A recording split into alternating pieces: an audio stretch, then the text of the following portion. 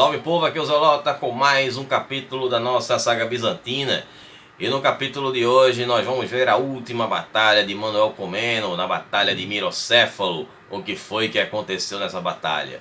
Nós vamos ver também as questões que aconteceram nas políticas interna e externa durante o reinado do Manuel, e vamos ver as controvérsias doutrinárias, as polêmicas interpretações na Bíblia que deram que falar em Bizâncio durante o reinado do Manuel. Mas antes de eu contar essas histórias para vocês, eu peço a todos que dêem um tapota no like, compartilhem com os amigos, que ajudem mais o canal a crescer, valoriza aqui o meu trabalho. Vocês que são novos, sejam muito bem-vindos. Eu trago muito conteúdo de antiguidade e essa é a saga bizantina, onde eu conto a história de todos os imperadores e usurpadores bizantinos. Portanto, eu recomendo que vocês assistam aos vídeos anteriores para poder compreender melhor o assunto. Ou caso contrário, vocês podem assistir a qualquer um ou dos outros vídeos que estão na videoteca do Zelota, com várias sagas e mini sagas organizadas aí nas playlists. Então dá uma conferida lá que tem muita coisa boa. Me sigam no Instagram, @Zelota, para vocês ficarem sabendo das novidades do canal, participarem das enquetes para escolher os especiais e também assistirem ao quadro do Curta com Zelota, que é um conteúdo extra que eu faço lá no IGTV. Vídeos todas as quartas às 20 horas e nos sábados às 17 horas com a saga bizantina. Sempre com a metodologia nada ortodoxa, com muitas imagens, muito conteúdo, sem enrolação. Vamos para a batalha de Mirocéfalo. Bom pessoal, entre os anos de 1158 e 1162, os bizantinos estavam em combates contra os seljúcidas do sultanato de Rum. Essas batalhas acabaram sendo favoráveis para os bizantinos, que resultou em um tratado com os seljúcidas. Esse tratado consistia em terras que ficavam na fronteira entre o Império Bizantino e o Sultanato de Rum, que seriam cedidas aos bizantinos, assim também como a cidade de Sivas, e ficariam com Manuel. Mas claro que Manuel daria em contrapartida uma quantia em dinheiro, mas também o sultão, que era o Kigili Arslan II, reconheceria o Manuel como seu suzerano. Então teríamos ali essa situação que seria extremamente vantajosa para o Manuel. E aí aconteceu uma situação que vai mudar toda essa história. O Kigili, ele aproveitou a oportunidade, já que ele estava em um período de paz com os bizantinos, e havia um vácuo no poderio no Oriente depois do falecimento do Noradini, que era o governante da Síria, em 1171. Então para ele era a oportunidade que ele estava esperando para derrotar os Dasnimendidas e acabar de uma vez por todas com aquele pequeno califado que existia ali dentro do território da Anatólia. E inclusive eu antecipei essa história há alguns vídeos atrás. Então ele derrotou os Dasnimendidas e incorporou o território deles ao sultanato de Rum. E aí é que veio a confusão, aí teve barulho. Por quê? Porque o Kigili, segundo o acordo que foi feito com Manuel, teria que dividir essas terras com os bizantinos, coisa que ele não fez. Então Manuel ficou sabendo da história toda, e aí ele disse: não tenho mais o que fazer a não ser lutar de uma vez por todas com os turcos e acabar com eles. E aí o Manuel juntou um exército enorme e partiu em uma campanha para a capital dos seljúcidas, que era a cidade de Icônio.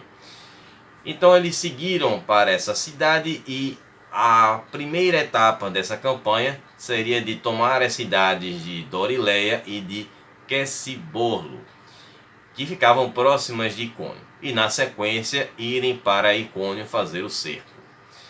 E aí o Manuel marchou com 35 mil homens em uma coluna que chegava a 16 quilômetros de comprimento. Então quando Manuel marchava com seus homens e chegou na passagem de Mirocéfalo, ele foi recebido por embaixadores turcos que vieram com uma proposta bastante generosa, uma oferta de paz. E aí a maioria dos generais mais experientes, os cortesões que estavam com Manuel, ouviram a proposta com ele e disseram que a proposta era boa, que ele deveria aceitar. Eles já tinham dado um susto nos turcos, já tinha colocado medo nos caras e vamos pegar isso aqui e voltar para casa. Já os mais jovens, que estavam ali sedentos por uma batalha, agressivos, naquela empolgação toda, queriam lutar, eles queriam participar de uma grande batalha. E vocês sabem que o Manuel já estava velho, mas ele não perdeu aquele instinto dele de estar em campo de batalha. Ele adorava aquilo ali. Então imaginem quem foi que ele ouviu. E aí o que é que o Manuel fez? Seguiu em frente. E aí foi o grande erro do Manuel, que cometeu o famoso erro crasso, né? Um erro primário, de seguir por um caminho que era estreito, o que forçava os bizantinos a marcharem em um desfiladeiro em linha reta, né? Como se fosse uma fila indiana, né? E aí era uma situação parecida com o que aconteceu na batalha de Teutoburgo, né? Semelhante só na situação em que os bizantinos estavam atravessando. Bom, e aí o que aconteceu? Essa passagem era estreita entre as montanhas e o exército foi emboscado pelos homens do Aslan. E aí tivemos a Batalha de Mirocéfalo em 17 de setembro de 1176. Bom, os seljúcidas focaram apenas na parte onde ficavam os equipamentos de cerco. Então esses homens que cuidavam do equipamento de cerca que foram atacados e esses equipamentos foram destruídos. Então sem o equipamento seria impossível para o Manuel fazer um cerco incôgnito que o obrigaria a recuar. Mas ele estava preso ali no meio daqueles desfiladeiros. Então ele não poderia sair, só se ele fizesse um acordo com Quigile e Aslan. Então naquele momento ele teve o sentimento de humilhação, de ilusão, enfim, ele ficou completamente arrasado. Segundo o Guilherme de Tiro, o historiador, disse que o Manuel nunca mais foi o mesmo depois dessa batalha. E aí o Aslan passou os seus termos para que o Manuel pudesse voltar para casa com vida, que era remover o exército que ele havia colocado e os fortes que ele montou nas duas cidades, né, de Dorileia e Quecibolo. Como Quigile não havia cumprido com a sua parte quando ele tomou o território das Medidas, então Manuel, ou seja, que ele não tem palavra, também não vou ter. Então ele acabou não destruindo os fortes das duas cidades. Ele ordenou apenas que o forte de Quecibolo fosse desmontado, mas o de Dorileia fosse mantido. E aí essa derrota em Mirocéfalo foi uma grande humilhação para Manuel e também para o Império Bizantino. Os bizantinos, que trabalharam duro para recuperar a reputação de Bizâncio após a Batalha de Manzikerta, 105 anos antes, né, do Manuel ter assumido, e nessa batalha em que ele chegou com aquele excesso de confiança que acabou também demonstrando ao mundo inteiro que Bizâncio ainda não estava pronto não tinha capacidade ainda de derrotar os seljúcidas de forma definitiva. Esse trabalho feito a longo prazo ali pelos Comenos, né, começando com Aleixo, depois passando pelo João. Bom, no Ocidente a reputação do Manuel diminuiu bastante, ele ficou pequeno por lá, né? Passou a ser visto não como um imperador romano, mas como um rei grego. Essa derrota foi frequentemente relatada como a derrota que destruiu o exército bizantino. Mas por um exagero, eu vou falar isso mais na frente. Bom, o próprio Manuel comparava essa derrota com a derrota de Manzikerta, como se uma completasse a outra. A realidade é que essa derrota ela não custou muito caro para os bizantinos. Ela não reduziu o exército bizantino de forma significativa. Certo? O que aconteceu é que as maiores baixas foram na ala direita daquela tropa, que era a maior parte composta pelos aliados que eram do Baldino de Antioquia. E o grupo que cuidava do equipamento de cerco, né, que acabou sendo o grande alvo ali do ataque dos turcos. Bom, essas perdas limitadas dos bizantinos nativos foi rapidamente recuperada. E no ano seguinte, os bizantinos já estavam em uma nova campanha feita contra os turcos novamente, mas eram outros turcos, colocamos assim como turcos escolhidos. E essa campanha foi comandada pelo João Comeno Vatatzes, que era sobrinho do Manuel, e ele comandou as tropas bizantinas contra uma invasão dos turcos. Bom, João levou as tropas da capital e no caminho ele foi reunindo um exército. Aí o Vatatzes ele emboscou os turcos enquanto eles atravessavam o rio Menderes, conseguindo uma vitória para os bizantinos. Bom, primeiro é depois daquela humilhação. E aí depois tivemos a batalha seguinte, que foi a de Iélio e Limoqui, em que os bizantinos conseguiram destruir um exército seljúcida, o que foi uma prova de que o exército bizantino estava ainda forte e que o programa de defesa da Ásia Menor permanecia ativo. Após a vitória em Menderes, o próprio Manuel comandou um pequeno exército em uma batalha para expulsar os turcos em Benais, que ficava ao sul de Kotiel. Todos esses territórios ficam na atual Turquia. Bom, no entanto, em 1178 teve um pequeno revés, né? O exército bizantino teve que recuar ao encontrar com a tropa de turcos em Herek, permitindo que os turcos levassem ali muitos animais.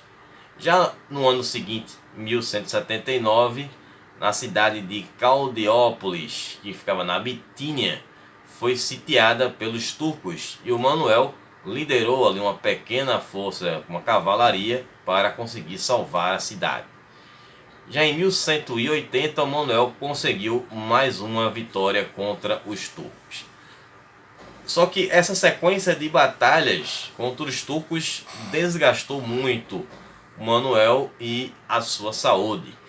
E ele começou a sentir uma febre, e que essa febre foi aumentando gradativamente, que acabaria levando ele ao mundo além vida.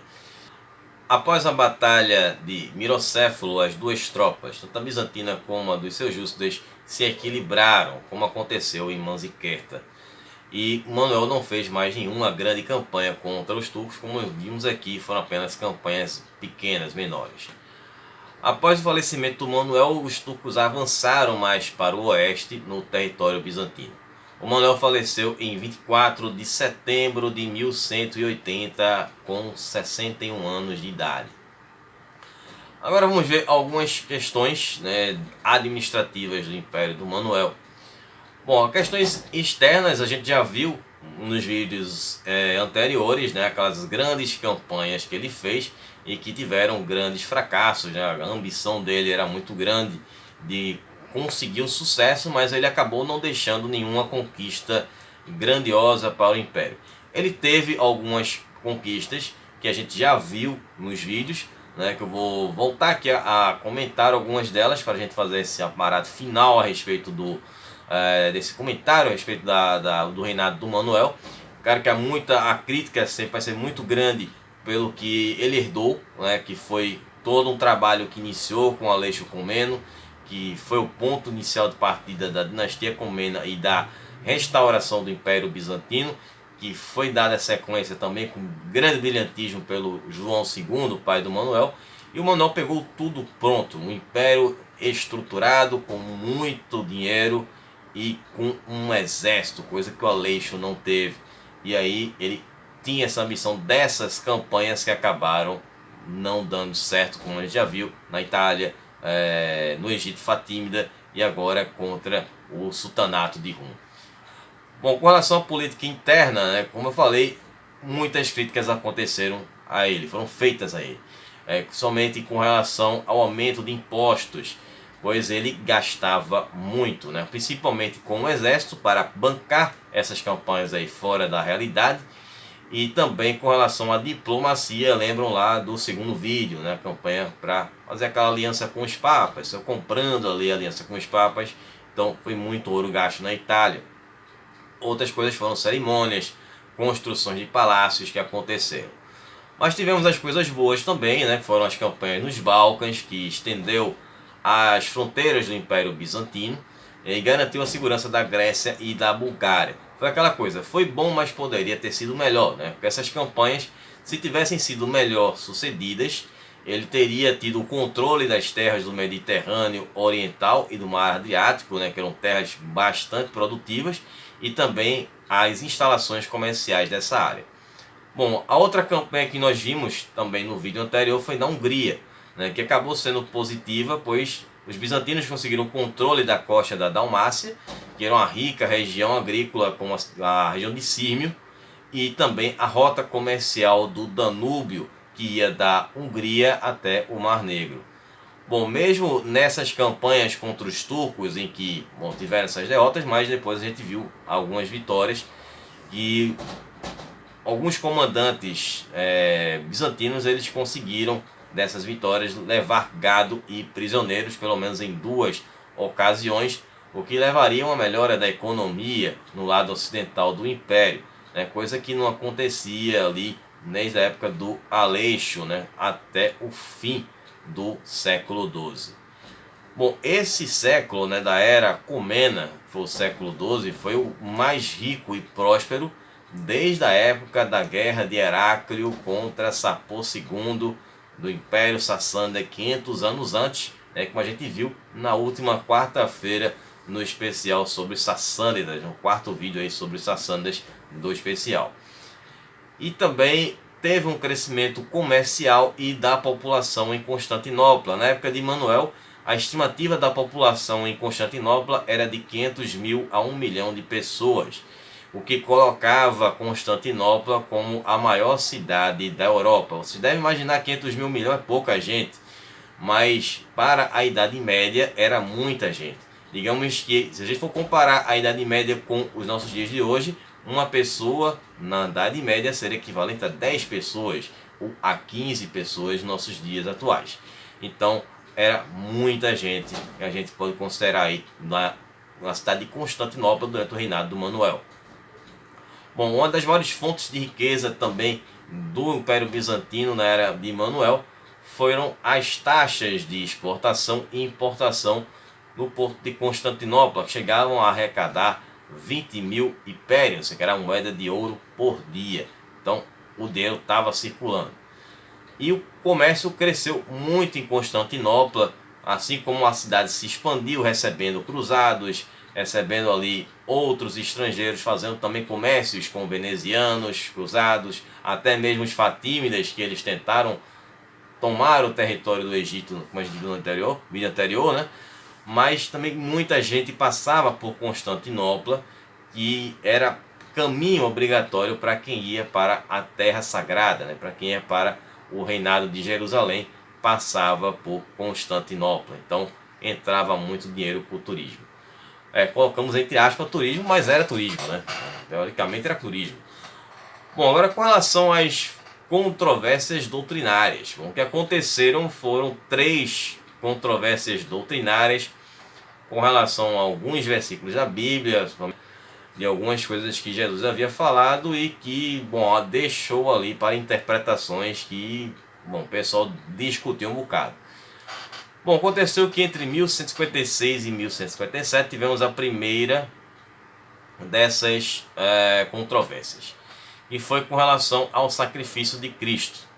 Bom, a controvérsia é a seguinte: se ele havia se entregue em sacrifício pelos pecados do mundo para o Pai, para o Espírito Santo apenas, ou também para ele mesmo.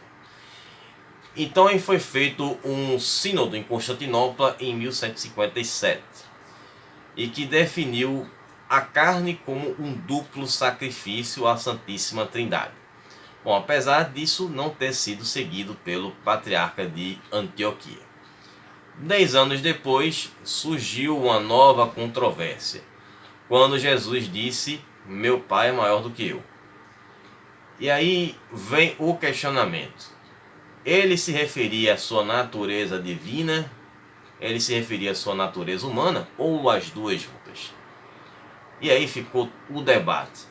Até que chegou em Constantinopla Demétrio de Lampe, que era um diplomata bizantino que estava no Ocidente enquanto estava acontecendo esse debate. E aí ele ridicularizou a interpretação do versículo. Então ele disse o seguinte, que Cristo era menor que seu Pai em sua humanidade, mas igual em sua divindade. Então o Manuel escutou aquilo ali e disse: essa interpretação é perfeita. Então ele resolveu, naquela visão que ele estava de unir as duas igrejas, de que consideraria que aquela fórmula fazia sentido. Então vamos fazer um novo sínodo. E foi feito em 2 de março de 1166. Então essa interpretação teve a maioria do apoio do clero. Então foi definido ali somente pelo patriarca de Constantinopla, que era o Lucas de Constantinopla, e posteriormente pelo seu sucessor, o Miguel III. Então quem não concordasse com essa interpretação que foi definida no sínodo, teria os seus bens confiscados e seria exilado. Que foi o caso de um dos opositores, um dos principais dissidentes dessa interpretação, foi um sobrinho do Manuel, que era o Aleixo Contostefano, que a gente viu no vídeo passado participando de uma campanha. A terceira polêmica aconteceu em 1180, que foi no ano que o Manuel faleceu, e foi com relação aos muçulmanos que haviam se convertido ao cristianismo. Então existia uma cerimônia solene que era chamada de cerimônia de abandono, né? Que eles deveriam abandonar sua fé islâmica e teriam que, de certo ponto, humilhar o Maomé e a fé, né, islâmica. Até porque na época eles acreditavam que Maomé e Deus eram deuses diferentes. E aí era o seguinte, seria uma agressão à divindade adorada por Maomé e seus seguidores. Então esses novos convertidos, esses muçulmanos que se convertiam ao cristianismo, tinham que falar o seguinte: antes de tudo eu condeno o Deus de Maomé, sobre o qual Maomé diz que ele é apenas Deus, Deus feito de metal sólido batido por um martelo, que não gera e não é gerado, não há ninguém como ele. Então Manuel achou que aquilo era muito ofensivo e mandou retirar essa parte do texto da catequese da igreja. E com isso ele acabou sofrendo uma oposição do patriarca e também dos bispos. Bom, e para encerrar aqui, falar rapidamente a respeito da prole do Manuel. Ele, como eu falei no vídeo anterior, ele gostava de pular cerca, teve muitos filhos fora do casamento, mas os filhos oficiais dele foram a Maria Comnena e a Ana Comnena, que foram do primeiro casamento dele com a Berta, né, que depois mudou o nome para Irene. E o segundo casamento dele, que foi com a Maria de Antioquia, que nós vimos no vídeo passado, ele teve o Aleixo Comneno, que foi o seu sucessor. Então ele também teve alguns bastardos, né, que eu já mencionei aqui, que ele teve um filho chamado também de Aleixo Comneno, que havia nascido em 1160, com uma mulher chamada de Teodora Vatsatsina. Ele inclusive chegou a ser reconhecido como filho do imperador, ganhando o título de Sebástico, e chegou a casar com uma filha do futuro imperador Andrônico I Comneno, que era a Irene Comnena. Já um outro filho que ele teve foi com a Maria Taronitsa, que era casada com João Ducas Comneno. Então esse filho também chamava-se Aleixo Comneno e era conhecido como Copeiro. Bom, esse aí fugiu de Constantinopla em 1184 e acabou se tornando uma figura que foi oposição a Constantinopla, se unindo aos normandos em um cerco que aconteceu em Tessalônica. Na verdade, dentro da nossa saga ainda vai acontecer, que foi em 1185, já paramos em 1180. Bom, com outras amantes, ele teve uma filha de nome desconhecido que nasceu por volta de 1150 e casou-se com Teodoro Maurozone antes do ano de 1170. E ela teve um filho com ele chamado de Manuel Maurozone, que acabou participando ali da Quarta Cruzada, e seus descendentes acabaram governando o sultanato de Rum. E uma outra filha também, de nome desconhecido, nascida em 1155, era a avó materna de um escritor chamado Demétrio Tornique. Bom, espero que vocês tenham gostado, que vocês tenham entendido esse finalzinho da história do Manuel Comneno, esses longos 37 anos de reinado. Muitas batalhas, muitas histórias, então fica aí para vocês analisarem aí nos comentários o que é que vocês acharam da história do Manuel. Ele foi um grande fracasso ou não? Então estarei retornando agora na próxima quarta com a quinta e última parte, já que o pessoal votou na enquete e preferiu aí que eu fizesse uma quinta e última parte trazendo para a sociedade e a cultura dos Sassânidas, para fazer um encerramento, né, com mais dignidade aí. Esse grande povo merece ter a sua história contada aí por inteiro, né? Então, na segunda tem um curta com Zelota, onde eu vou falar sobre o legado do Manuel Comeno. Então a gente se vê agora na próxima quarta no especial de 3.250 inscritos. Até quarta, um abraço, Zelota. Falou, pessoal.